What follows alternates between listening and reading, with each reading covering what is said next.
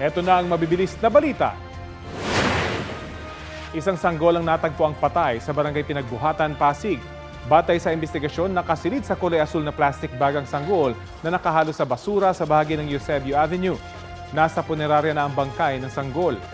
Makikipagtulungan ang barangay sa mga otoridad para sa backtracking ng mga CCTV para matukoy kung sino ang nagtapon sa sanggol.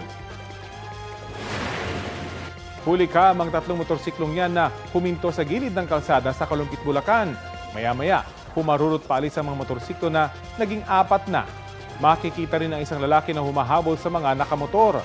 Siya pala ang may-ari ng ika-4 na motorsiklong ninakaw pala. Kwento niya, naghihintay siya noon sa kanyang girlfriend ng sundan at tutukan ng baril ng isa sa mga suspect.